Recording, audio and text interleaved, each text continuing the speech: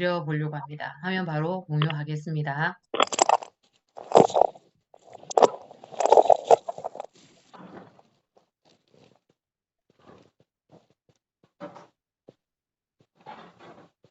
네.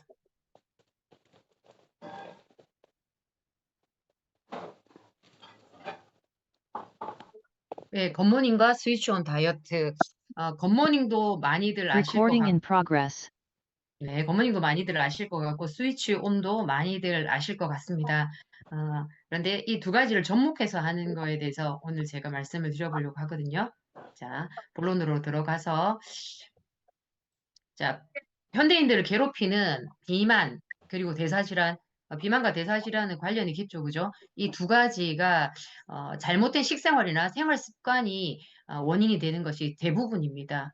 또 뭐 스트레스도 큰 원인이 되기도 하지만, 그래서 이걸 해결하는 솔루션으로 저희가 추천할 수 있는 게 뭐 많은 것들이 있겠지만 그 중에서 굿모닝, 아침 루틴 하나로 이 비만과 대사질환을 평생 관리할 수 있는 방법으로 추천할 수 있고요. 또 스위치 온은 3주 만에 빠르게 이 관리를 시작할 수 있도록 도와주는 시너지를 내는 또 방법이기도 합니다.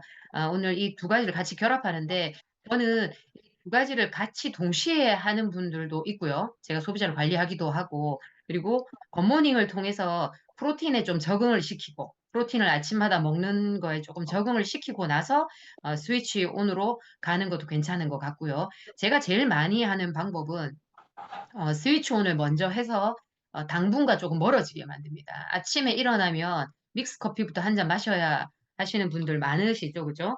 예, 그런 분들을 위해서 어, 당과 조금 멀어지게 만드는 거에 스위치 온만큼 또 좋은 게 없지 않습니까? 그래서 당과 조금 멀어지게 해서 또 그리고 단백질 먹는 습관도 들였기 때문에 유지기로 갈 때 사람들이 스위치 온을 하고 너무 좋은데 유지기가 걱정이에요 하는 분들 계시죠? 그런 분들에게 스위치온을 이렇게 굿모닝을 추천하면 아주 어, 편안하게 그리고 안전하게 그 유지기도 되고 그리고 굿모닝도 안착이 될 수 있다고 생각합니다. 한번 하나씩 집중적으로 해보겠습니다. 먼저 굿모닝입니다. Y 굿모닝이라고 제가 했는데요. 생활습관 성형으로 평생 건강을 시작한다. 아침 물 한 잔, 기적이라고 표현할 만큼 아침 물 한 잔의 힘은 대단한데요.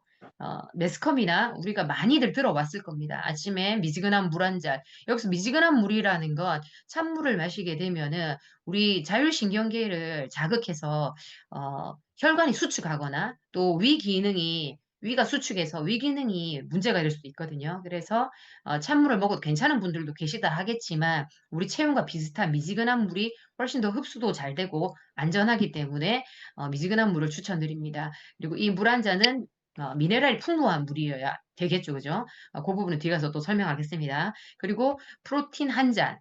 근테크는 아무리 강조해도 지나치지 않죠.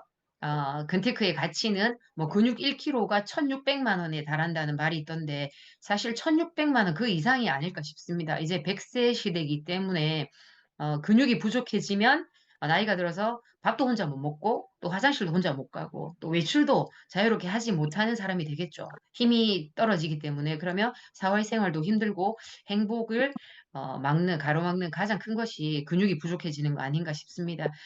때문에 방송을 틀면 TV에도 온통 근테크에 관한 게 나오죠. 근육을 지키려면 어떤 운동을 해야 된다. 뭐 시니어들은 이런 운동을 조심스럽게 해라. 그리고 뭐 단백질 이런 식으로 먹어라. 온통 그런 광고와 그런 방송들이 나오는 것 같습니다. 그리고 유산균인데요. 저는 사진 속에 나오는 것처럼 식이섬유를 반드시 같이 추천합니다. 우리가 기능의학이나 예방의학을 공부하다 보면 그 박사님들이 마지막에도 결국에는 장을 강조합니다. 기승결장. 결국은 장이 가장 중요하다고 다들 얘기하시거든요. 이 부분에 대해서는 마이크로바이옴에 대해서 아메이 사업가 분들이나 또 제품을 좋아하시는 소비자분들은 공부가 충분히 되어 있어서 또 많이 들으셨을 거라고 생각합니다. 자, 매일 아침 좋은 물을 마신다는 것, 그리고 좋은 유산균을 먹는다는 것, 그리고 좋은 단백질을 먹는다는 것. 이 것이라는 것 자체가 원래 뜻이 내장이라는 뜻이 있죠, 그죠? 그런데 또 이렇게 말을 표현하니까 더 또 잘 들어맞는 것 같습니다. 이 세 가지를 한다는 게 어떤 의미인지 조금 더 하나씩 또 보겠습니다. 루틴 첫 번째 미네랄수를 마시는 겁니다. 미지근한 물을. 그러면 신진대사를 향상시킨다고 되어 있는데 우리가 신진대사라고 하는 게 뭐냐면 음식을 먹어서 우리 몸에서 그걸 대사시켜서 에너지화시키고 그리고 남은 찌꺼기는 몸 밖으로 보내는 배설시키는 이 그 모든 과정을 신진대사라고 말하는데요. 우리가 TV나 방송을 보다가 현미경으로 우리 몸을 관찰하는 이런 장면이 나오게 되면 세포가 되었든 균이 되었든 모두 물속에 둥둥둥 떠 있는 모습을 보게 됩니다. 걔네들이 발이 달려서 걸어 다니는 게 아니죠. 그죠? 그러면 모든 것이 물이 베이스가 되어야 이게 잘 돌아간다는 겁니다. 그리고 에너지를 만들 때 반드시 물이 있어야만 되거든요. 그래서 신진대사를 향상시키는 역할을 하고 심근경색, 뇌경색 위험도 감소시킨다. 그리고 면역체계 강화, 아, 그 림프에도 그렇고 우리 혈액도 그렇고 전부 체액이라고 하죠. 체액 말 그대로 액이잖아요. 그러면 물이 충분해야 이 액으로 되어 있는 혈액이 되었든 림프액이 되었든 잘 돌아가겠죠. 그리고 우리 혈액 속에도 면역 세포들이 있지만 림프계 안에도 면역 세포들이 있습니다. 그리고 림프계가 잘 운영돼야 되는 또 이유 중에 하나가 림프는 우리 몸에 노폐물을 배출하는 역할을 합니다. 우리가 그 동맥과 정맥이 있죠. 동맥은 심장에서 나와서 우리 몸으로 온몸에 혈액을 공급하는 역할을 하는데 그러면 산소와 에너지를 공급하고 그러면 세포에서 그 에너지를 받고 산소를 받고 교환하고 나서 찌꺼기를 내보내는데 그게 림프를 통해서 나와서 우리 정맥으로 들어갑니다. 정맥은 우리 몸에서 이 하수관 역할을 하거든요. 동맥이 상수도 같은 역할인 거고, 그럼 그 하수관으로 림프에서 찌꺼기를 내보내주는 역할을 또 하기 때문에 림프가 건강하려면 물이 충분해야 이게 배설이나 이런 것들이 기능이 잘 유지됩니다. 그리고 림프 안에 면역이 있기 때문에 면역 세포들이 있기 때문에 외부 감염에도 쉽게 대처할 수 있는 유연한 몸이 되겠죠, 그죠? 그리고 노폐물을 처리한다고 되어 있는데 저희가 건물을 청소한다고 한번 생각해 보자고요. 그러면은 우리가 사람들이 많이 오고 가는 시간에 건물을 쓸면 쓸어도 뭐 또 금방 더러워질 거고 사람들 지나는 발 사이를 청소하기가 쉽지 않겠죠. 근데 사람들이 다 들어가고 조용해진 상태에서 건물을 청소하면 쉽겠죠, 훨씬. 그런 것처럼 우리가 자는 동안에 우리 몸에 노폐물을 처리하는 기능이 활발하게 일어납니다. 그래서 세포들이나 이런 것들이 활발하게 움직이다가 모든 기능들이 잠잠해지면서 관들이 충분히 공간이 넓어지게 돼요. 그러면 노폐물을 처리하는 기능이 향상되는데 그때 물을 충분히 아침에 먹어주면 그 노폐물들이 밖으로 빠져나오도록 도와주는 역할을 하기 때문입니다. 그리고 제가 아까 미네랄수라는 걸 강조드렸는데 식물성 단백질도 여기에 포함입니다. 미네랄수는 체액의 산염기 균형을 유지한다라고 되어 있습니다.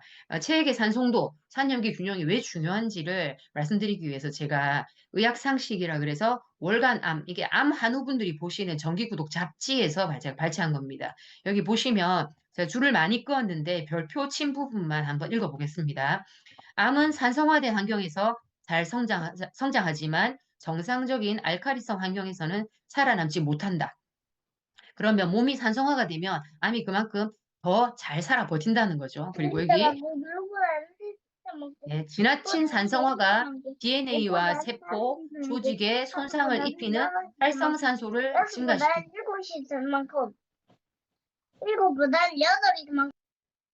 예. 자, 증가시킨다. 산성화는 신체 내부 환경을 암을 유발하는 환경으로 변화시킨다. 그리고 미네랄 결핍 시 문제거리가 된다. 우리 몸은 산을 중화하기 위해서 미네랄을 이용한다. 대부분의 사람들이 즐겨 먹는 음식 태반이 우리 몸의 산성화를 초래해서 만성질환과 암을 불러일으키는 것이다. 이렇게 되어 있습니다. 그래서 우리가 음식 중에서도 먹는 것 중에 산성 음식이 많은데 보통 우리가 많이 먹으면 안 된다는 대부분의 음식은 산성 음식입니다. 뭐 설탕을 비롯해서 뭐 돼지고기, 커피, 술 이런 것들이 다 산성인데 여기에다가 만약에 물까지 산성으로 마시게 되면 뭐 우리 몸이 산성화되는 건 금방이겠죠, 그죠? 근데 미네랄수를 먹게 되면 그걸 많이 중화시켜주는 역할을 한다는 겁니다. 거기다가 여기 보시면 물로 만든 얼음입니다. 미네랄수로 만든 얼음이고 저희 정수기 물로 만든 얼음이겠죠. 그리고 산성수로 만든 얼음인데 이거 구하기 힘들지 않습니다. 커피숍에 가시면 여러분들 얼주가들 많으시죠? 아무리 추워도 오늘같이 이래 추운 날도 나는 아이스 아메리카노를 먹어야 된다는 분들 계시죠? 그런 분들이 커피숍에서 그 아이스 아메리카노에 드시는 그 커피에 들어있는 얼음이 다 산성수입니다. 그래서 동네 커피숍에 가셔서 이 얼음 얻어서 해보시면 실험을 직접 아마 해보시면 놀라시게 될 건데 BTB 용액을 떨어뜨리고 두 얼음을 녹여봤습니다. 그랬더니 미네랄수 얼음은 시간이 지날수록 알칼리성을 띠는 게 보입니다. 근데 산성수 얼음은 거의 다 녹아가도록 계속 산성을 띠죠. 근데 여기다가 만약에 식물성 프로틴을 내가 먹게 되면 미네랄수 얼음은 당연히 원래 미네랄수니까 혈액이 이제 그 약 알칼리화 돼 있으니까 괜찮겠지만 산성수 얼음을 내가 많이 먹은 사람이라면 여기에 내가 프로틴을 먹어준다. 아침마다 뭐 굿모닝을 하든지 해서 먹어주면 이것을 다시 약 알칼리화 시켜주는 역할을 하는 게 식물성 프로틴입니다. 여기 보시면 오른쪽 사진에 저희 단백질의 기능 정보가 적혀 있는 부분을 제가 찍은 거거든요. 그래서 어, 보시면 체액의 산염기 균형을 유지하는 데 필요하다라고 적혀 있죠. 그죠? 자, 그리고 검문 루틴 두 번째, 방금 말씀드렸던 식물성 프로틴인데요. 밤 사이에 분해된 근육 단백질을 충전한다. 우리가 자는 동안에는 공복 상태이지 않습니까? 뭐 자는 동안 내내 먹는 게 아니니까 공복 상태일 때는 몸에 당이 들어오지 않으니까 우리 몸이 근육을 분해해서 아미노산을 만들고 그걸 간이 다시 당으로 만들어서 쓰게 됩니다. 물론 간에 있는 글리코겐을 꺼내서 쓰기도 하지만 부족할 경우에는 근육에서 아미노산을 분해해서 그렇게 또 쓰기도 하거든요. 그러면 이렇게 분해된 근육을 빨리 다시 이제 회복시키 보충해 줘야 되겠죠. 그래서 아침에 먹는 단백질이 근육을 지켜주는데 너무 중요한 역할을 합니다.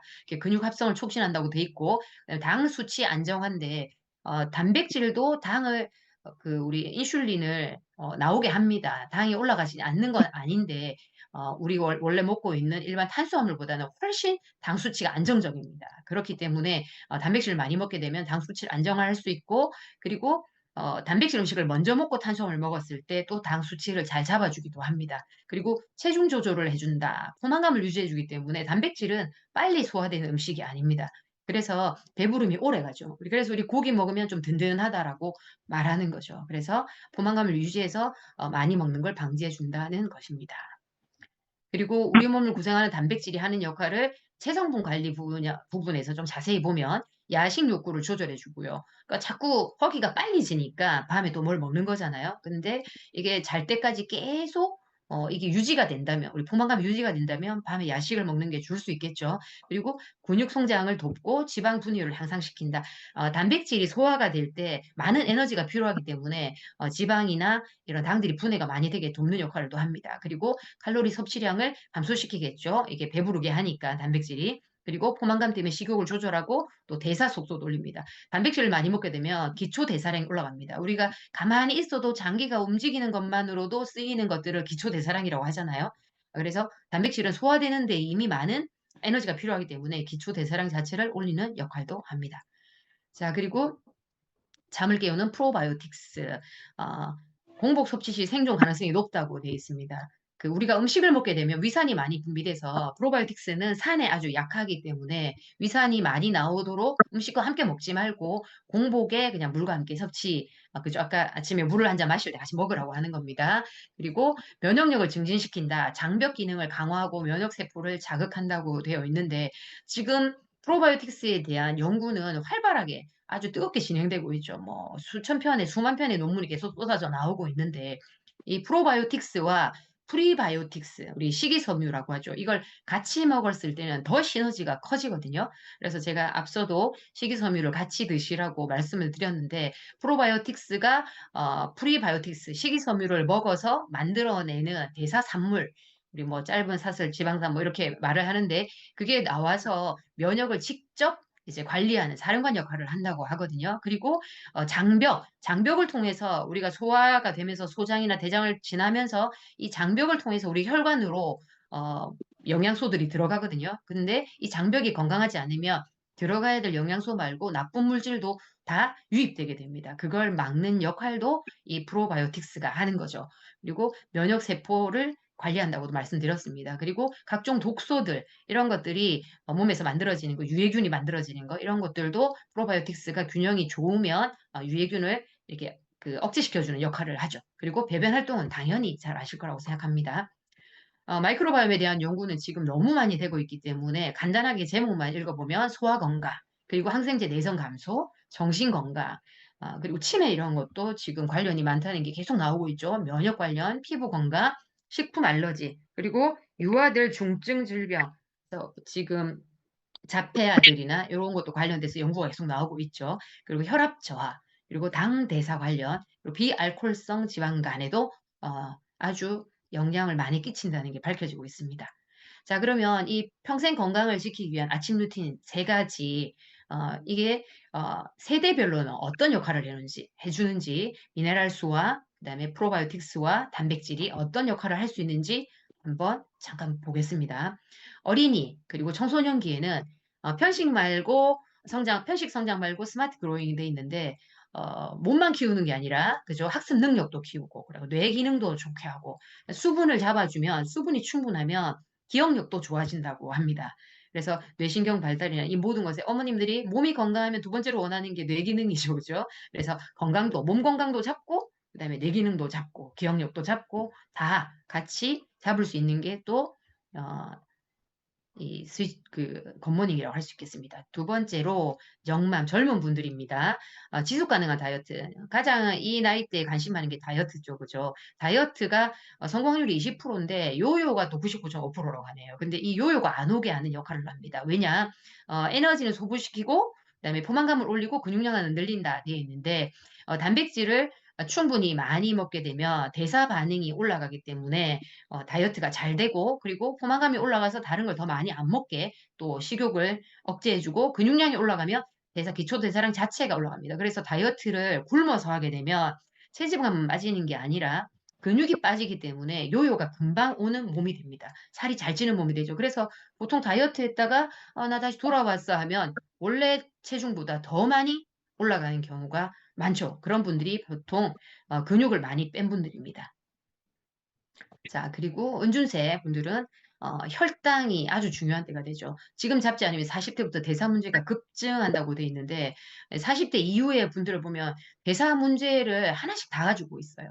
뭐 인슐린 저항성뿐만 아니라 이미 뭐 쓰리고라고 하죠, 그죠? 고지혈, 고혈당, 고혈압 약을 먹고 계신 분들도 이미 많아지는 때가 됩니다. 그래서 기본은 유산균, 프로바이오틱스를 섭취하면 공복 혈당을 감소시킨다는 게 밝혀졌고요. 그리고 충분한 수분을 먹게 되면 또 고혈당 위험이 낮아지고 그리고 단백질을 충분히 먹게 되면 6개월 동안 먹었더니 이 모든 것들이 다 떨어졌다. 혈당도 인슐린 민감성도 좋아지고 심혈관 질환의 위험도 떨어졌다고 나와 있습니다.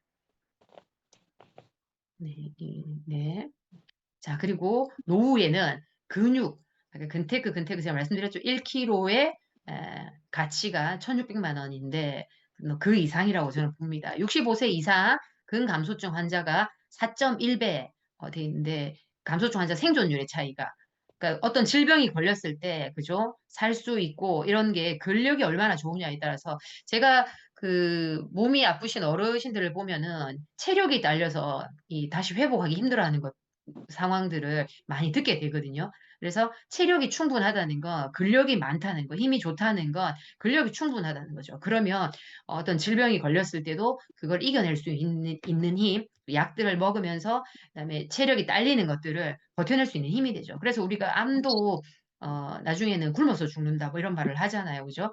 그래서 그게 꼭 음식을 말하는 게 아니고 내가 체력이 떨어져서 못 이겨낸다는 걸 말하는 거죠. 그래서 식물성 단백질을 먹어서 근력을 지키고 체력을 향상시켜라. 그리고 아침에 섭취하면 근육량을 유지하는 데 특히 도움이 된다. 밤사이 분해된 근육량을 지키면 좋다고 했죠. 그리고 특히 유산균 같은 경우에는 통증 및 불편감을 완화시켜준다라고 했습니다. 그리고 자, 그러면 이번에는 Y 스위치 온입니다. 비만은 질병이라고 합니다. 예전에는 의지박약 이런 말을 했는데 의지의 문제가 아니고 건강 문제라는 거죠. 호르몬의 기능을 개선하는데 바로 인슐린 호르몬을 말하는 겁니다. 인슐린 호르몬에 대해서는 뒤에 가서 좀 자세히 보기로 하고요. 지방을 쓰는 몸으로 바뀌어서 대사 기능이 올라가야 된다는 건데 우리가 대사 기능이 낮게 되면 우리 몸에 옆구리고 배고 허리고 허벅지고 지방이 아무리 많아도 그걸 꺼내 쓰질 않습니다. 그걸 꺼내 쓰는 게 바로 대사인데 그 대사 기능이 떨어져 있는 거죠. 그래서 지방을 쓸 수 있는 몸으로 대사 기능을 살리는 방법입니다. 그리고 생체 리듬을 개선해야 요요가 오지 않는다. 생활 습관이나 잠을 자는 거 이런 것들이 모두 습관이 바뀌어서 생체 리듬이 되살아나야 됩니다. 건강하게. 그렇게 하지 않으면 내가 억지로 굶어서 참아서 뺐던 살이 딱 멈추는 순간 바로 다시 요요가 돌아오게 됩니다. 자, 그럼 좀 더 자세히 들어가 보겠습니다. 자, 스위치온을 알려면 비만 관련 호르몬을 먼저 이해해야 됩니다. 첫 번째로 세 가지 그렐린 호르몬. 저는 이거 이제 배고프다. 배고프니까 아우 배에 거지가 들었나 이런 말 하잖아요. 그래서 제가 그지 이렇게 해서 그렐린 호르몬을 외우는데 배가 고플 때 공복에 나오는 호르몬이 그렐린입니다. 그래서 위에서 분비되고요. 배고픔을 느끼고 식욕을 상승시킵니다. 그리고 렙틴 호르몬은 반대로 지방에서 나오는데 배가 부르다 그만 먹어라라고 나오는 식욕 억제 호르몬입니다. 그런데 문제가 이게 식후 20분 후부터 분비된대요. 그런데 10분 안에 식사하시는 분들 많죠. 저도 대표적으로 10분 안에 식사를 끝내는 스타일이거든요.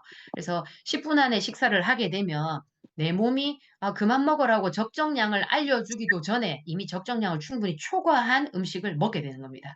그래서 살이 잘 찌시는 분들이 대표적으로 조금 빨리 먹는 경향이 있습니다. 그리고 빨리 먹는 걸 고치지 않으면 이 다이어트가 쉽지 않겠죠. 그래서 장기적으로 계속 몸매가 관리되려고 하면 음식을 천천히 먹는 습관을 반드시 만드셔야 됩니다. 그리고 체중 증가로 지방이 늘게 되면 처음에는 혈액 속에 렙틴이 증가하기 때문에 배가 부르다는 느낌을 받습니다. 근데 이게 반복돼서 과도하게 체지방이 계속 늘면 이 체지방이 내 보내는 렙틴에 대해서 내 뇌가 둔해지게 됩니다. 그러면 뇌가 이 신호를 받는데 오류가 생겨서 어 배가 부른 걸 못 느끼고 계속 먹게 됩니다.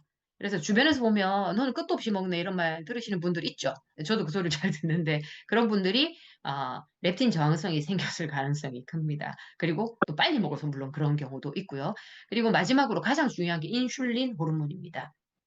췌장이 배탈세포에서 분비되는데 혈당을 조절하는 호르몬. 그러니까 혈액 속에 있는 당을 조절한다 이 말입니다. 혈액 속에 있는 당을 세포로 넣어주는 역할을 하는 호르몬이고요. 인슐린의 이 저항성이 이 호르몬이 문제가 생겨서 저항성이 생기게 되면 앞서 말했던 비만이나 대사질환들의 원인이 된다고 봅니다. 자, 인슐린 호르몬을 조금 더 자세히 이해하고 넘어가겠습니다. 인슐린을 이해하려면 글루카곤이라는 호르몬을 같이 이해하면 쉽습니다. 인슐린이나 글루카곤이나 둘 다 똑같이 췌장의 랑게르한스섬 어, 베타 세포에서 분비됩니다. 둘 다 같은 데서 분비가 되는데 하는 일은 정반대입니다. 그래서 제가 기량작용이라고 적어놨는데요. 일단 인슐린 호르몬을 먼저 보면 인슐린은 혈당을 조절, 앞에 말씀드린 것처럼 혈중에 들어온 포도당을 글루코스라고 말하기도 하거든요. 포도당을 이걸 세포 내로 흡수시켜 줍니다. 넣어주는 역할을 하는데 그렇게 하면 혈액 속에 들어있는 포도당이 줄겠죠. 그래서 혈액 속에 있는 포도당의 양을 일정 수준으로 계속 유지시켜 주는 역할을 한다는 겁니다. 그래서 많이 들어오면 세포 속으로 쑥 넣어서 줄어들게 만드는 거죠. 자, 그리고 세포 속에 넣고도 남는 것들이 있겠죠. 그럼 그 당을 간과 근육 세포에 글리코겐이라는 당의 형태로 저장합니다. 저장하고 그러고도 남을 만큼 내가 먹었다. 그러면 지방으로 저장합니다. 그래서 살이 안 찌는 분들은 지방으로 저장할 만큼까지 안 먹는 거죠. 그죠? 내가 쓸 만큼만 먹고 그리고 조금 남은 건 글리코겐으로 간과 근육에 딱 저장하는 정도로만 먹는 거예요. 근데 내가 그러고도 남을 만큼 먹게 되면 지방으로 저장이 됩니다. 물론 이것도 나중에 쓸 수 있습니다. 저장해 놓으면. 그런데 혈액 속에 인슐린이 있으면 지방 세포에 있는 지방을 꺼내 쓰지 못하게 됩니다. 이거 기억해 두시고요. 그리고 간에 글리코겐을 근육하고 같이 이렇게 저장해 놓은 게 있었죠. 그중에서 간에 있는 글리코겐을 꺼내지 못하도록 또 막는 역할을 인슐린이 합니다. 자, 그러면 반대로 글루카곤 호르몬은 반대 역할이겠죠. 그죠? 조금 자세히 보면은 어, 저혈당일 때, 우리 혈관 속에 당이 없을 때, 공복시 그럴 때겠죠, 그죠? 그러면 간에 저장된 글리코겐을 분해해서 혈당을 높입니다. 혈액 속의 당분을 높이는 거죠. 그리고 간에서 아미노산, 제가 앞에서 겉모닝 설명할 때 말씀드렸죠. 근육을 분해해서 아미노산을 혈중에 높입니다. 그럼 혈중에 있는 아미노산을 간에서 포도당으로 다시 바꿔서 당으로 사용하게 합니다. 그리고 지방 분해를 촉진합니다. 공복이니까. 내 몸이 배가 고프잖아요. 그죠? 그래서 글리코겐을 꺼내 쓴 건 우리 뇌가 제일 먼저 씁니다. 뇌는 당만 쓰는 장기이기 때문에 먼저 쓰고 그리고 지방에서 분해해온 그 지방세포에서 분해온 지방은 혈액이 방출되면 유리지방산이라고 하는데 이거는 몸이 씁니다. 우리 몸이 에너지원으로 사용하도록 지방 분해를 촉진하는 역할을 또 글루카곤이 합니다. 그리고 단백질 분해 간과 근육에 넣어놨대죠. 그 근육에 있는 거는 근육 활동에 쓰입니다. 그리고 간에 있는 건 분해서 당으로 만들어서 우리 뇌가 쓰도록 만들어줍니다. 자, 그렇게 두 가지가 반대 역할을 한다는 거 같은 곳에서 나오지만 기억하시고요. 자, 그러면 이 인슐린이 저항성이라는 건 뭐냐? 고장이 났을 때 어떤 기전으로 고장이 나는지 한번 보겠습니다. 이 그림을 보시면 어, 동그라미, 큰 동그라미 한 반 정도 보이는 동그라미가 세포라고 보시면 됩니다. 이 세포 밖에 있는 보라색 바탕이 혈관이라고 보시면 되거든요. 여기 혈관에 빨간색 동그라미 조그만한 건 포도당이고 파란색 동그라미 작은 건 인슐린입니다. 그래서 포도당이 우리가 음식을 먹어서 혈관 속에 많아진 겁니다. 그러면 인슐린이 췌장에서 분비가 딱 돼서 인슐린이 세포에 가서 열쇠 역할을 했습니다. 그러면 세포에 인슐린 수용체라고 자물쇠가 있어요. 거기 가서 인슐린이 열쇠로서 딱 꽂히면 세포가 탁 열립니다. 세포가 열려서 그 문 속으로 포도당이 쏙쏙쏙 들어가죠. 그러면 그 포도당이 세포 안에서 ATP라는 에너지를 만드는 이런 기전으로 사용이 됩니다. 그러면은 혈액 중에 포도당이 줄어들고 항상성 유지가 되겠죠. 그런데 우리가 음식을 먹고 또 먹고 쉬지 않고 먹는 사람들 있죠. 쉬지 않고 먹고 그리고 정제당 빨리 흡수돼서 빨리 당을 올리는 이런 음식을 자꾸 반복적으로 먹게 되거나 또 운동을 안 하거나 그리고 스트레스를 많이 받는 스트레스에 대한 기전은 뒤에 가서 제가 따로 설명하겠습니다. 그렇게 되면 인슐린이 반복적으로 계속 나왔는데도 또 계속 또 그 혈액에서 세포 속으로 당을 넣는 일을 계속 하다 보면 얘가 지치겠죠. 그래서 고장이 납니다. 이제 열쇠가 다른 거라고 보시면 되겠죠. 또는 자물쇠가 고장이 나게 됩니다. 자물쇠가 민감해지지 않는 거죠. 그래서 열쇠와 자물쇠가 잘 안 맞는 상황이 되게 되면 오른쪽 그림처럼 혈액 속에는 당이 넘쳐납니다. 빨간색 동그라미가 많죠. 그런데 세포 속으로 들어가질 못해요. 왜? 열쇠가 자물쇠에 맞질 않아서. 그러면은 혈액 속에 당이 많으니까 췌장에서는 왜 얘네들이 세포 속으로 안 들어가지 하고 인슐린을 더 많이 만들어냅니다. 그러면 혈액 속에 인슐린도 많고 혈당도 못 들어가서 많고 그리고 세포 안은 어떻습니까? 인슐린 그 당분이 못 들어오니까 얘가 먹을 게 없잖아요. 배가 고파서 쫄쫄 굶는 상황이 되는 겁니다. 자, 그래서 이형 당뇨도 이 인슐린 저항성이 계속 시간이 지나서 증가해서 악화되면 오는 게 이형 당뇨라고 합니다. 자, 오른쪽 그림에 보시면 초기 인슐린 저항성과 악화된 인슐린 저항성 두 가지를 설명드리려고 하는데요. 초기 인슐린 저항성은 우리가 음식을 먹어서 세포 속으로 당이 잘 못 들어가다 보니까 췌장에서 얘 왜 못 들어가지 하고 열쇠 꾸러미를 자꾸 보내는 거죠. 인슐린을 더 많이 만들어 보내는 겁니다. 그런데도 못 들어가는. 그래서 그 식후에 당이 잘 못 들어가는데 인슐린이 다시 또 더 나오는 이 상황. 그래서 혈액 검사를 하게 되면 식후에 인슐린 수치가 정상인보다 조금 올라가 있는 상태. 이게 초기 인슐린 저항성입니다. 그런데 악화된 인슐린 저항성은 뭐냐면 이 과정이 계속 악순환이 반복되는 거예요. 자물쇠하고 열쇠가 맞지 않은. 그러면 나중에는 혈액 속에 당이 없는데도 당이 다 어디로 갔겠습니까? 뭐, 딴 데 다 저장됐겠죠. 지방으로 가고 다 가버리고 없는데도 인슐린이 계속 올라와 있는 정상보다 높은 상태에 가 있는 사람이 되는 겁니다. 그렇게 되면은 인슐린이 많으면 아까 그 글리코겐이 나오지 못한다고 했죠.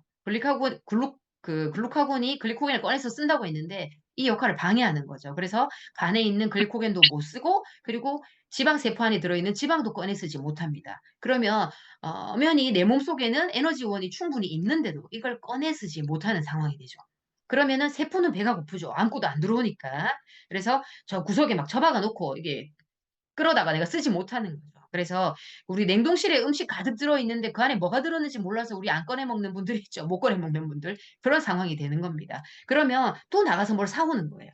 그래서 우리 몸이 계속 뭘 먹어라. 나는 배고파서 괴롭다라고 하면 계속 먹게 되고 그 먹는 쪽쪽이 다 지방으로만 합상이 일어나겠죠. 왜냐하면 세포로 안 들어가니까.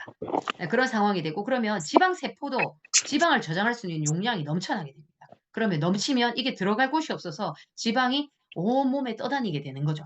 혈관 속에서 떠다니게 되면 이게 췌장으로 가서도 끼고 그다음에 간에 가서도 끼고 그러면 지방간이 되고 췌장도 지방이 낀 췌장이 되고 이렇게 하다가 나중에 내장 지방도 많아져. 내장 지방도 차다가 넘치면 이게 염증이 됩니다. 이 과정이 반복해서 악순환이 되면 만성염증으로 가고요. 결국은 대사증후군의 원인이 되는 겁니다. 자, 스트레스와 인슐린 저항성은 어떤 기전을 갖고 있는지 보겠습니다. 그냥 일반 스트레스는 몸에 나쁜 게 아닙니다. 스트레스가 오면 우리가 스트레스를 이겨내기 위해서 항스트레스 호르몬인 코르티솔이 부신해서 분비가 됩니다. 그래서 근육에서 아미노산을, 간에서 포도당을, 뭐 지방 조직에서 지방산을 이렇게 꺼내서 혈액으로 빠르게 분비시켜서 내 몸이 에너지원을 쓸 수 있게 준비를 시켜요. 그러면 예를 들어서 강도를 만났다. 그러면 싸우든 도망가든 하려면 에너지가 필요하잖아요. 거기에 쓸 수 있게 만들어 주는 겁니다. 버틸 수 있게. 그런데 정상적일 때는 이게 사용하고 나면 스트레스가 없어지고 이 과정이 되면서 다시 원래대로 복구가 돼야 되는데 만성으로 스트레스가 늘 있는 상태가 되면 코르티솔도 계속 분비가 되는 거예요. 그러면 코르티솔이 지속적으로 계속 반복해서 분비가 되면 반대 역할을, 악영향을 끼치게 됩니다.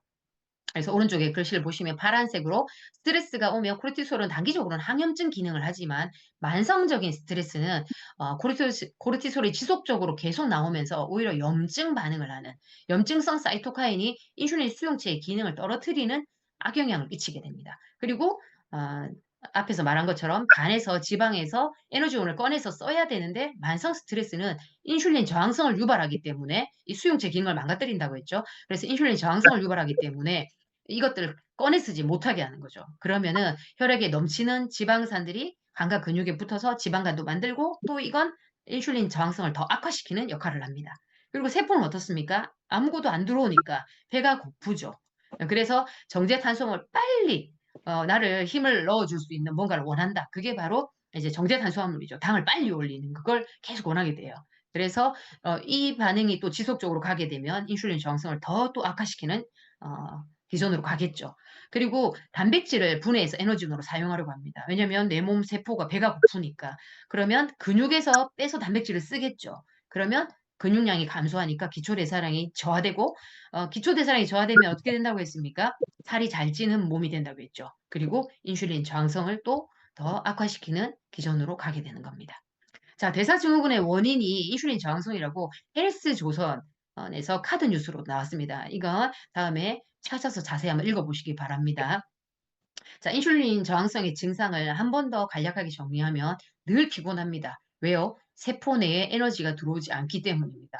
먹은 게 없으니 힘이 없겠죠. 그래서 늘 피곤한 상태가 됩니다. 그리고 부종이 생깁니다. 인슐린이 많은 몸은 신장에서 나트륨을 배출하는데 그 나트륨 배출을 억제하는 역할을 합니다. 그러면 나트륨은 수분을 꽉 잡고 있기 때문에 몸에 부종이 생기고 늘 보면 부어있는 느낌인 분들 있죠. 퉁퉁 부어있다. 살쪘다기보다 부어있는 느낌 이분들이 결국은 다 살로 갑니다.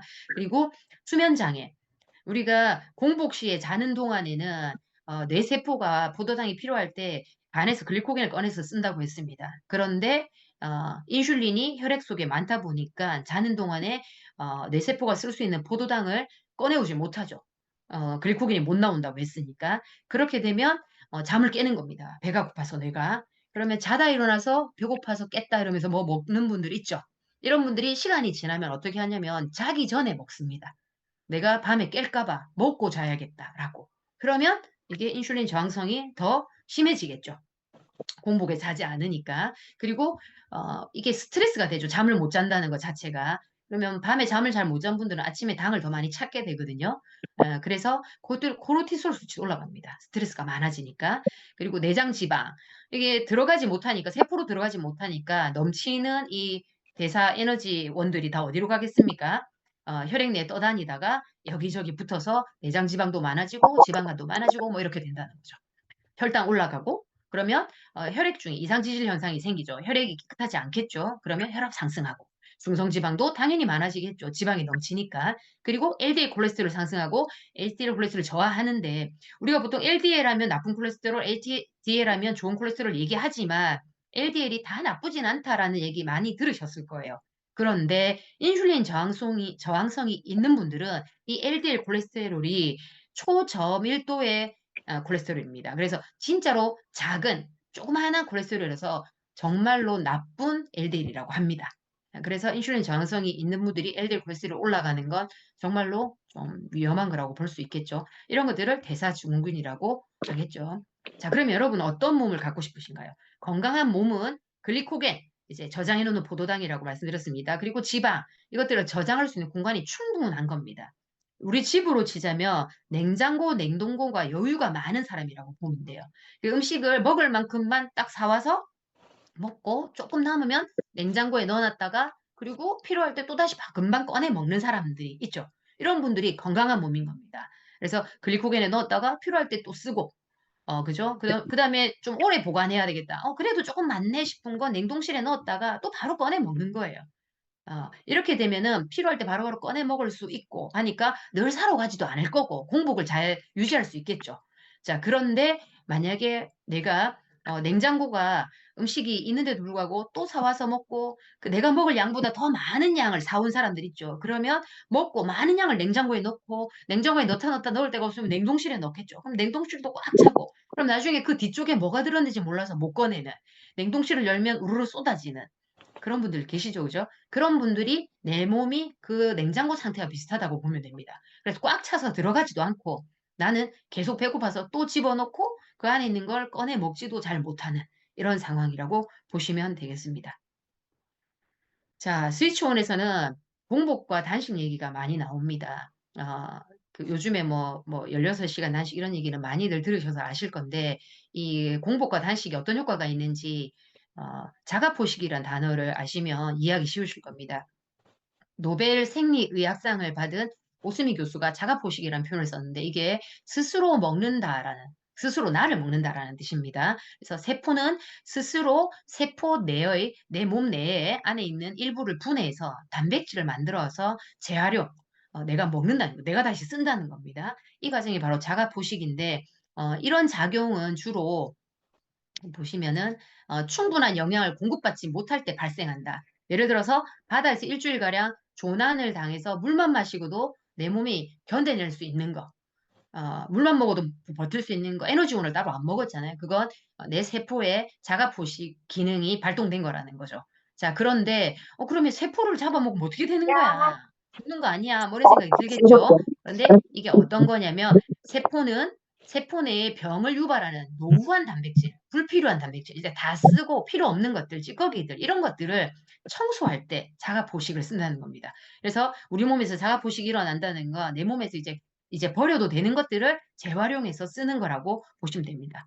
그러니까 불태워서 에너지원으로 쓰는 거죠. 우리 몸에 이제 뭐 가구들이 이제 버려야 될 것들이 있어요. 그러면 막 어디 구석에 막 박아두는 게 아니고 얘를 꺼내서 태워서 우리 집을 따뜻하게 데우는 이제 그런 역할로 쓴다는 걸로 이해하시면 될 것 같습니다. 그래서 건강한 사람은 12시간만 단식해도 충분하거든요. 근데 건강하지 못한 분들은 16시간 또는 뭐 24시간 이렇게 단식이 필요한데 인슐린 저항성이 있는 분들은 의식적으로 단식과 탄수화물 제한식을 해야 되는데 쉽지 않겠죠. 왜냐하면 내 몸이 계속 배고파하니까. 그래서 쉽게 의식적인 단식을 또는 공복을 할 수 있게 도와주는 방법이 또 스위치온 다이어트라고 할 수 있겠습니다. 자, 그러면 암의 유기농 영양소들과 함께하는 스위치온 다이어트의 장점 보겠습니다. 건강하겠죠. 저희가 다이어트 하려고 예전에 뭡니까 이렇게 해독 주스 이런 거 먹다가 오히려 농약 중독됐다는 거 방송에 나온 거 있었죠. 그죠? 그런 것처럼 유기농 원료여야만 오히려 몸이 좋자고 먹은 건데 유기농 원료가 아닌 것들을 많이 먹게 되면 오히려 몸에 독소로 또 작용하겠죠. 그리고 GMO는 우리가 장기적으로 계속 먹으면 안 되겠죠. 근데 굿모닝 같은 경우에도 GMO가 아닌 단백질이어야 가능하고 스위치온에서 애초에 GMO가 없는 제품으로 관리를 하면 안전하겠죠. 그리고 단 3주, 지금 새로 나온 박용호 박사의 책, 내 몸 혁명이라는 책에 보면 4주로 바뀌었거든요. 근데 저는 3주로 해도 큰 문제가 있다고 느끼지 않았기 때문에 앞으로도 이제 한동안에 3주를 계속 해볼 생각입니다. 그래서 짧은 시간에 큰 효과를 볼 수 있는 게 큰 강점이죠. 그리고 먹으면서 할 수 있는 배부른 다이어트입니다. 보통 다이어트 하면 늘 배고파서 짜증나고 예민하고 어떤 회사는 회사에서 다이어트를 금지하는 것도 있대요. 직원이 다이어트를 하면 예민해지니까. 근데 먹으면서 하니까 예민해지지 않겠죠. 그래서 즐겁게 할 수 있는 또 다이어트입니다. 그리고 컨디션이 좋아집니다. 컨디션이 좋아지기 때문에 기분 좋게 할 수 있는 다이어트예요. 다이어트가 어떻게 컨디션이 좋아지고 기분이 좋을 수 있느냐 이건 해 봐야 합니다. 제가 다이어트를 스위치 온 다이어트를 관리했던 분들한테 대부분 뭐라고 얘기하냐면 "첫 주만 딱 지나면 충분히 즐거울 거다. 그리고 3 일만 지나면 힘든 건 없다." 제가 이렇게 얘기하거든요. 그래서 처음 단 3 일의 어 의지만 있으면 "충분히 할 수 있습니다."라고 말하는데 진짜로 대부분 그렇게 잘할 수 있습니다. 보통 실패하는 분들은 첫날 이미 못합니다. 왜냐하면 무슨 약속이 있어서 뭐 먹어 버렸어요. 그러면 처음부터 다시 해야 됩니다. 그런데 3 일을 버텨낸 분들은 끝까지 다 잘합니다. 그리고 호르몬의 기전을 이해하고 하는 다이어트이기 때문에 과학적이고 체계적이라서 요요가 없습니다. 그리고 내 몸의 근력은 지켜주는 다이어트이기 때문에 또 요요가 없고요. 그리고 몸의 건강을 회복하면 자연스럽게 다이어트가 되고 또 유지도 자연스럽게 되게 되어 있습니다. 앞서 말씀드린 생체 리듬을 잘 지키는 잘 개선시키는 게 꼭 같이 병행돼야 됩니다. 그리고 마지막으로 제가 이제 말씀드리고 싶은 건 탄수화물 의존성이 강한 분들은 호전 반응이 강하게 올 수 있습니다. 두통이 심하게 오거나 힘이 너무 없거나 그래서 뭐 활동을 못 한다거나 그런 분들이 간혹 있을 수 있기 때문에 탄수화물 의존이 강한 분들이나 건강에 걱정이 많은 분들은 바디키 프로그램으로 하시는 게 훨씬 더 안전하게 할 수 있습니다. 자, 스위치온의 6 가지 원칙입니다. 탄수화물 줄이고 단백질을 늘리고 충분히 많이 먹어야 됩니다, 단백질을. 그리고 탄수화물은 극도로 많이 줄여야 됩니다. 그래서 아까 말씀드린 것처럼 탄수화물 의존성이 강한 분들은 호전 반응이 올 수 있다는 겁니다.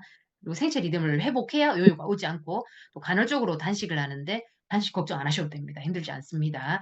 그리고 영양제를 잘 챙겨 먹어야 됩니다. 그리고 고강도 운동하기. 조금 더 자세히 말씀드리면 예외 없이 반드시 실천해야 되는 주의사항. 금기식품 절대 먹으면 안 되고요. 허용식품 반드시 지킵니다.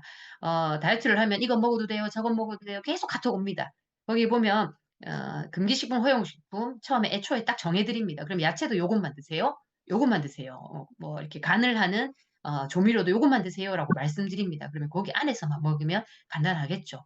그리고 차보다는 물이 좋습니다. 그래서 우리가 그 소변을 자꾸 많이 보게 만드는 차를 먹으면 이제 수분이 부족해지기 때문에 물이 훨씬 더 좋고요.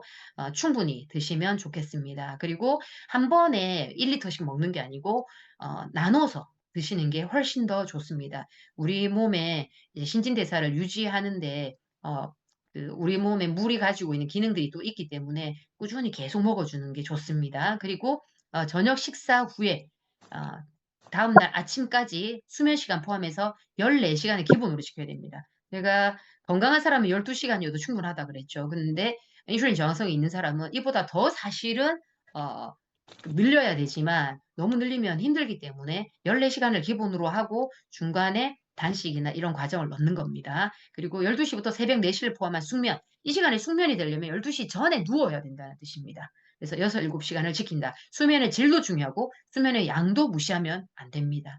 그리고 주 4회 이상 30 분씩 고강도 인터벌 운동을 한다. 인슐린 민감성을 좋게 해 줍니다, 고강도 인터벌 운동이. 그래서 그냥 막 힘든 거 말고 인터벌 운동을 하시라고 싶고 너무 길게 말고 고강도 인터벌로 30 분씩 정도만 하셔도 충분할 것 같습니다. 그리고 저근육형, 근육이 아주 작은 분들 있죠. 보면 날씬한데 인바디 찍으니까 체지방이 30% 넘고 이런 분들 많습니다, 여자분들 중에는. 그런 분들은 근력 운동도 같이 병행해 주시면 좋습니다. 참 여기 잠 얘기할 때 제가 빼먹었는데 우리가 자는 동안에 성장 호르몬이라는 게 나오죠. 그죠? 성장 호르몬은 아이들은 키가 크게 하고요. 어른들은 세포를 재생하고 회복시키는 역할을 합니다. 그래서 아이들이 잠을 수면을 못 한다. 밤에 야식을 먹고 잔다든지 그죠? 충분한 시간에 자지 않고 제대로 된 시간을 지키지 않고 또 수면의 질이 나빠지면 성장 호르몬이 충분히 나오지 않으니까 안 크겠죠. 그리고 어른들은 이 젊음을 유지하고 노화를 좀 천천히 지연시키는 기능을 해 줍니다. 그래서 젊게 살고 싶고 예쁘게 살고 싶고 날씬하게 살고 싶다. 이러면 성장 호르몬이 잘 나올 수 있게 해야 되는데 인슐린 호르몬이 나오게 만들어 놓으면 성장 호르몬이 잘 안 나옵니다. 그래서 공복에 주무시는 게 이 수면에 성장 호르몬이 나오게 하는 데도 중요한 역할을 합니다. 그리고 단백질을 충분히 챙겨 먹는다.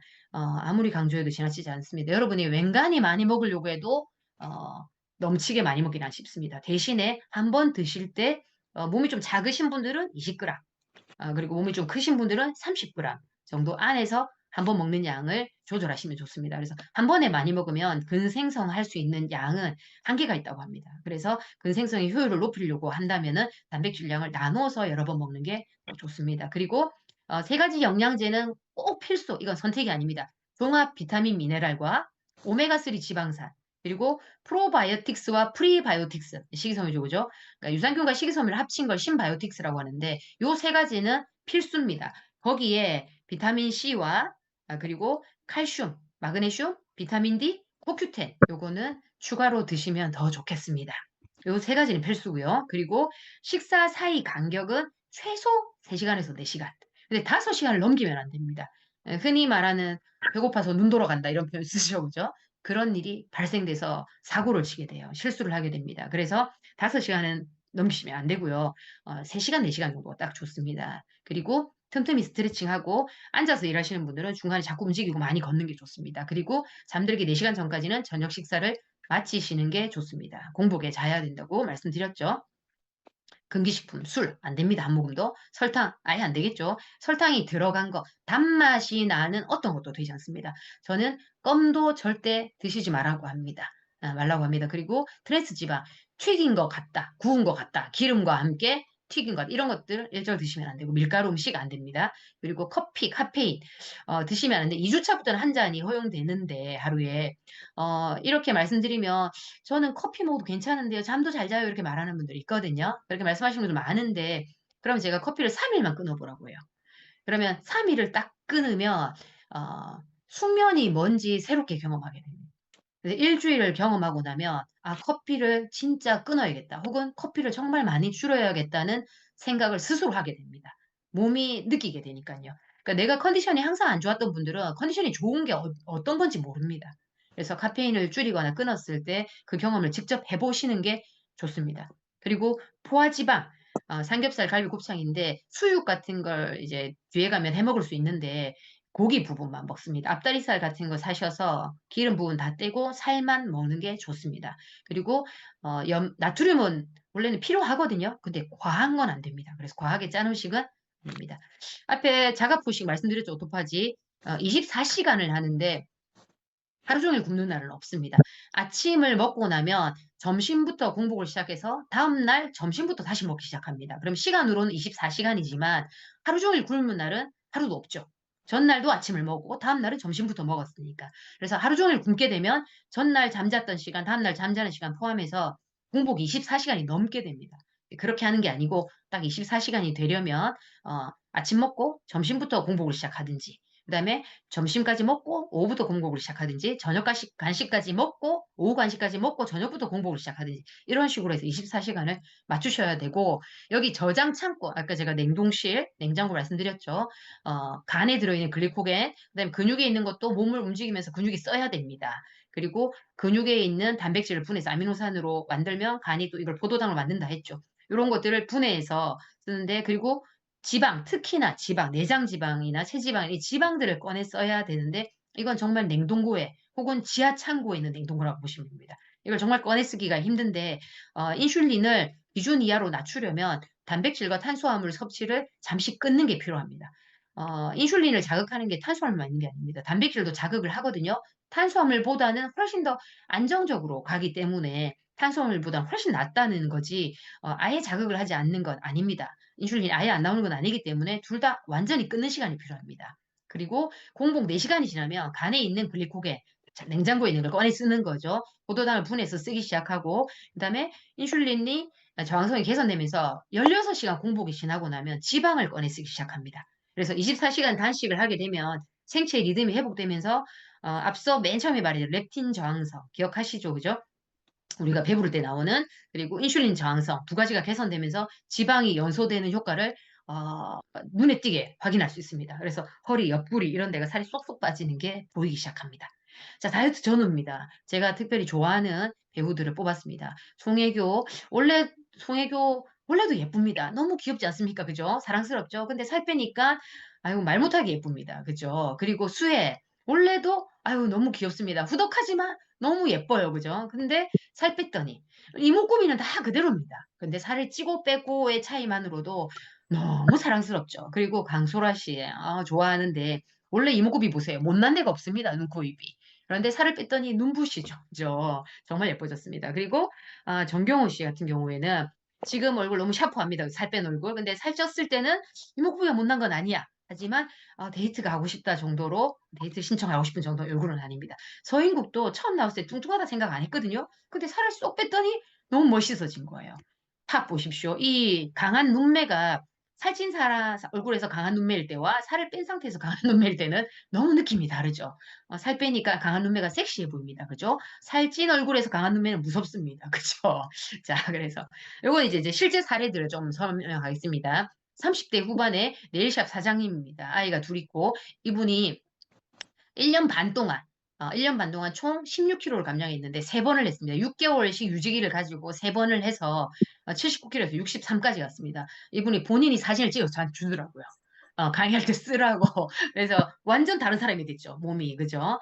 돼서 그 이분 같은 경우에는 아이가 어려서 일찍 주무시더라고요. 저녁에. 그 네일샵이니까 늘 앉아서 일하잖아요. 움직임이 없잖아요. 그래서 이 다이어트를 하는 동안에 걸어서 출퇴근을 하셨어요. 차로 한 5분, 10분 거리인 곳을 걸어서 하니까 40분 걸린다 하더라고요. 걸어서 출퇴근을 하고, 그리고 움직임을, 낮에는 운동을 할 수가 전혀 없었어요. 근데 저녁에 가서 9시, 10시 되면 주무시더라고요. 그러니까 살이 첫 3주, 맨 처음 했을 때 7.7kg가 빠졌습니다. 본인도 너무 놀라고, 그리고 팀 다이어트입니다. 미용실 팀이었는데, 미용실 팀은 처음에 제가 이분들을 설득할 때 되게 힘들었어요. 왜냐면, 우리는 하루 종일 서서 일해야 되기 때문에, 힘들고 배고프면 못한다. 그런 다이어트는 절대 못한다. 이렇게 말했어요. 근데 제가 안 힘들다, 배 안 고프다 계속 설득해서 결국은 했고, 이분들이 40대 여자분 같은 경우는 4.2kg 감량, 20대 여자분은 원래도 많이 날씬했어요. 그래서 3.4kg 감량, 남자분 같은 경우는 조금 많이 이제 체격이 크셨는데 8.7kg, 제가 예상했던 것보다 좀 작았습니다. 저는 10kg까지 빠질 줄 알았는데 그래도 이분은 아주 많이 만족하셨어요. 그리고 이 부부입니다. 보라색은 1차였고 분홍색은 2차인데 돌잔치 준비한다고 애기 놓고 얼마 안 돼서 한 번 하고 돌잔치 직전에 한 번 했습니다. 그렇게 해서 두 번 해서 남자분은 총 18kg 감량했고 여자분은 두 번 해서 8.4kg 감량했어요. 남자분 같은 경우 유지기에 굿모닝을 했거든요. 그때 제가 굿모닝을 이름을 붙이진 않았지만 아침마다 프로틴을 드시고 이제 출근을 하셨어요. 유산균하고. 그래서 유지기 동안에도 보시면은 남자분이 84kg까지 뺐다가 다시 시작할 때 76kg예요. 그러면 이미 뭐 8kg가 그동안에 또 빠진 거죠. 그죠? 자, 그리고 건강관리 사례입니다. 건강검진에서 50대 여자분이셨는데, 대사증후군 3가지가 다 카트라인에 나온 거예요. 그래서 이분이 우연찮게 그때 저를 만나게 됐는데, 건강이 너무 안 좋다고 하셔서 제가 다이어트를 하자 했더니, 난 다이어트에 관심 없다. 나는 건강이 관심 있다 하길래, 제가 건강이 좋아지는 다이어트를 내가 안내해 드리겠다 해서 했습니다. 그리고 3주라 짧다. 이분도 일을 바쁘게 하는 분이라 힘든 건 못한다 하셨거든요. 근데 하시고 나서 이분이 체중은 5kg밖에 안 빠졌지만 뭐 밖에라고 할 만큼 더 많이 빠지는 분이 원체 많다 보니까 근데 이분이 건강이 너무 좋아졌어요. 그래서 이분이 책을 자기가 사서 보시고 있죠. 남편하고 아들을 대학생인 아들이 기숙사 생활을 하는데 두 사람을 자기가 직접 관리해서 둘 다 많이 뺐어요. 그래서 아주 만족하고 세 명이 다 이분이 그러다 풀떼기만 먹는다. 우리는 풀떼기를 너무 좋아하는 가족이 됐다. 이런 표현을 쓰더라고요. 그래서 운동도 좋아하고 그 대학생인 아들도 수시로 걷는다고 자기가 너무 고맙다고 하더라고요. 그리고 이분이 저한테 나중에 문자가 와서 혈압이 정상으로 들어왔다고 문자까지 보내주셨습니다. 그리고 무기력증, 출산 후에 무기력증을 겪는 30대 초반 여자분인데 이분 보시면 시작할 때 56kg였습니다. 안 무거웠어요. 뚱뚱한 사람이 아니었습니다. 근데 이제 저근육근 근육이 아주 작고 날씬한데 지방이 많은 분이셨습니다. 이분이 4.27kg 빠졌는데 본인 너무너무 만족했어요. 그리고 자전거를 탈 수 있는 자전거에 올라갈 이제 마음이 생긴 거죠. 그래서 자전거를 이제 타기 시작했다 이렇게 연락이 오셨고 50세 여자분인데 2년 전에 무릎 수술, 그럼 48에 무릎 수술을 했다는 거예요. 얼마나 젊은 나이입니까? 그리고 10년째 콜레스테롤 약을 먹고 있는 거죠. 대사증후군이 심한 거, 대사 질병이 심한 거죠. 이분이 했었는데 3.9kg 빠졌고 이분이 3.9kg가 빠지고 나서 하신 말이 무릎이 아프다고 하셨어요. 그래서 내가 6개월 유지기를 하고 한 번 더 하고 싶다 이런 말씀을 하셨습니다. 그리고 갑상선 저하가 있는 40대 중반 여자분이었는데 불면증이 심했어요. 이분이 아이가 늦둥이 아이가 있어갖고 아이를 재울 때 9시나 10시쯤 자고 새벽 1시나 이렇게 깬대요. 그래서 못 잔대 그때. 근데 이분이 자기가 갑상선 저하가 있으니까 살이 안 빠질 거다 나는. 이렇게 겁을 많이 내셨어요. 효과도 없을 거다. 근데 이분이 5.1kg나 빠졌고 58kg, 많이 뚱뚱한 사람이 아닙니다. 근데 5.1kg나 빠졌고 잠을 너무 잘 자게 됐다고. 그러니까 건강한 사람만큼 푹 자는 건 아니더라고요. 근데 너무 많이 좋아졌다고 이분이 아주 만족했습니다. 그리고 30대 초반 미혼 여성인데 헬스를 1년째 했는데 6개월째 정체기다. 만성염증과 불면증이 있다 했는데 이분이 헬스를 계속 같이 했죠. 근데 헬스 효과가 없었는데 이 스티치션을 하면서 7.0kg, 그죠? 7kg나 빠졌어요. 헬스의 효능이 팍팍팍 나오는 거죠. 자, 그리고 제가 요 근래에 했던 분인데 11월 달에 했던 분입니다. 31세에 직업이 작가입니다. 그러니까 늘 앉아서 일을 하죠. 그리고 밤늦게 또 글을 많이 써요. 그러니까 이분이 건강이 나빠질 수밖에 없겠죠. 공복 혈당이 110이더라고요. 31세인데도. 그리고 성인 여드름이 많은 아가씨였어요. 얼마나 괴롭겠습니까? 그리고 역류성 식도염 있고 불면증이 있고 몇 년째 자기 나름의 저칼로리 식단을 계속 해왔더라고요. 샐러드 시켜 먹고 많이도 안 먹고 헬스도 계속 하고 있고 그 트레이너 붙여서 하는 헬스를 꽤 오래 했더라고요. 그리고 주말에 축구도 하고 여자분들도 축구를 많이 하더라고요. 그런데 다이어트 효과는 전혀 못 보고 있다. 그래서 이분이 75kg에서 시작을 했습니다. 75.6kg에서. 근데 스위치온 3주로 7.4kg가 빠졌습니다. 그리고 굿모닝을 지금 계속 하고 있거든요. 굿모닝 4주가 됐을 때 제가 연락해서 물어봤어요. 얼마나 빠졌냐고 했더니 2.4kg가 추가로 감량돼서 총 9.8kg가 빠졌습니다. 그래서 75kg 사람이 65kg가 됐어요. 제가 경험에 대해서 솔직하게 조금 상세한 피드백을 부탁을 했더니 이 작가분이라 그런지 아주 상세하게 보냈더라고요. 보시면 체중이 예상보다 많이 빠졌고 아침 식사를 거르고 점심 때 몰아먹는 편이었는데 이제 스위치온을 하고 나서 프로틴을 마시는 습관이 돼서 아침에 이제 굿모닝을 하고 있으니까 공복을 달래주니까 점심 때 과식하던 게 없어졌다. 그리고 어, 스위치온이 끝나고도 눈에 띄게는 아니지만 일주일에 1, 2kg씩 빠진다. 일주일에 1, 2kg면 눈에 띄게죠, 사실은. 그리고 야채와 버섯 두부를 먹는 가정식 식단이 습관이 되면서 프로틴과 점심 도시락을 준비해 와서 먹고 있고 속이 더부룩하고 배에 가스가 차고 또 지병이어도 역류성 식도염이 많이 좋아졌다. 약보다 훨씬 더 좋은 것 같다. 그리고 다이어트 하면서 항상 느꼈던 변비가 스위치온 하면서 한 번도 없었다. 그리고 잔변감 없이 쾌변을 볼 수 있고 또 체중 감량 말고도 가장 좋았던 게 성인 여드름이 가라앉았다. 그러면서 이분이 단 음식 중독이었다고. 이분이 음식은 많이 안 먹는데 음료수를 못 끊었더라고요. 커피숍에 가면 이렇게 휘핑 올려진 거 있죠. 이런 것들을 그걸 못 끊었다더라고요. 네, 단 음식 중독으로 여드름이 얼굴을 뒤덮고 있었는데 스위신하면서 고름이 차는 반응성 여드름이 나지 않으니까 이걸 자기가 자제하는 힘이 생겼다는 거예요. 간혹 스트레스를 받으면 그게 생각나지만 참을 수 있게 됐다. 그리고 얼굴이 다시 망가질까 봐 기피한다. 이렇게 돼 있고 피부, 그다음에 지병 개선, 그다음에 식습관도 개선돼서 너무 좋다. 이렇게 이제 저한테 보내주셨습니다. 자, 요거는 청소년 피부 관리 사례입니다. 이제 다 끝나가는데요. 어, 이 학생은 중학교 3학년 남학생입니다. 사진을 학대해서 보시면 아마 놀라실 건데, 6월에 이제 그 운동하다가 다리를 다친 겁니다. 이 친구가 운동을 되게 하루에 3시간씩 하던 친구예요. 근데 다리를 다쳐서 병원에 3주 입원 치료를 한 거예요.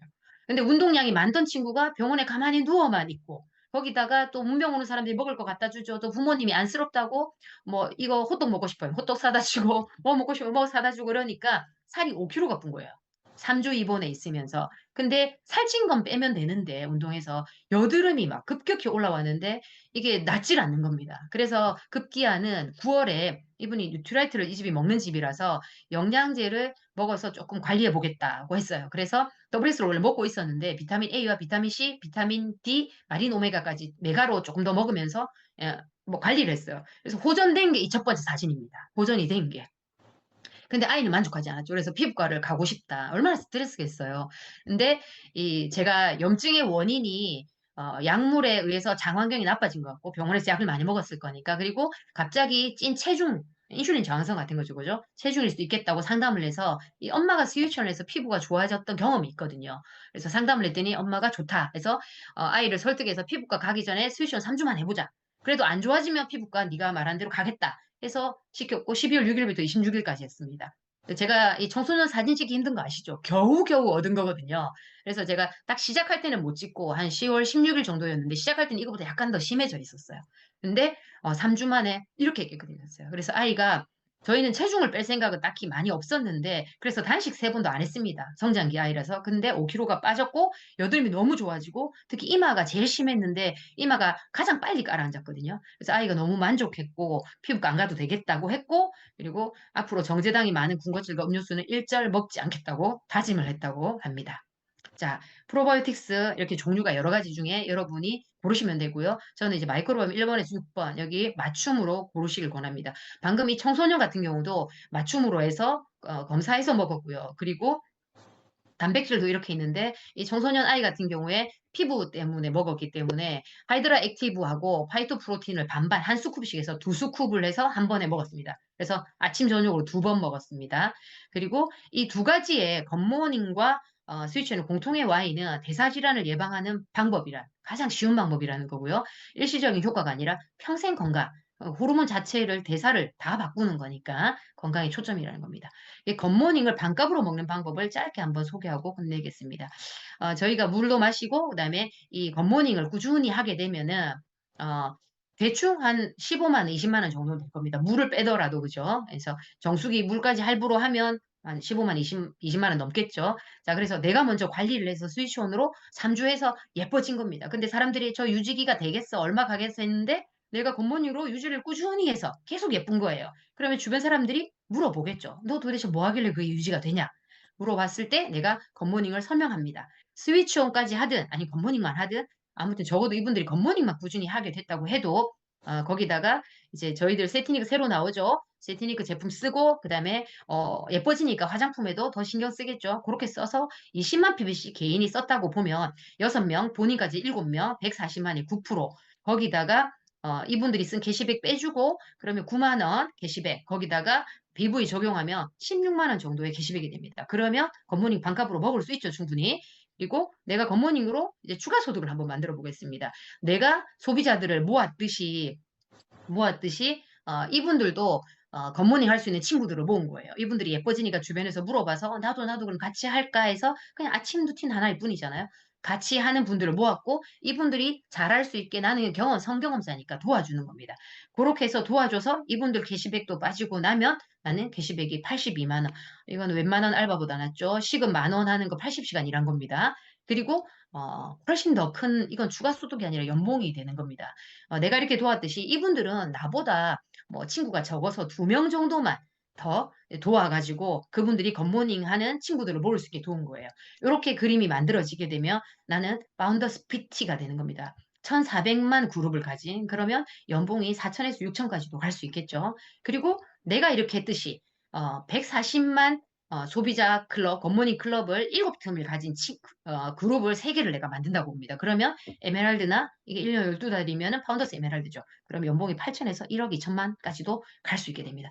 엄청나죠. 겉모닝 하나 작은 시작이 엄청난 소득으로까지 돌아왔습니다. 건강을 지키는 것, 생활 습관을 바꾸는 것, 추가 소득을 만드는 것, 그것이 겉모닝이고 그 출발을 도와줄 수 있는 게 또 스위치온이라고 생각합니다. 부모님과 함께하는 건강한 몸매는 수영복핏만 살리는 게 아닙니다. 여러분의 사업 설명 갈 때 멋진 수트핏도 살리고요. 그리고 여러분의 가정 경제도 살리고 여러분의 꿈도 살려줄 겁니다. 오늘 강의 여기까지입니다. 이상입니다. 감사합니다. 네, 너무 감사드립니다. 예뻐지고 살 빠지고 돈도 버는 스위치온과 굿모닝 우리 네트워크 확산에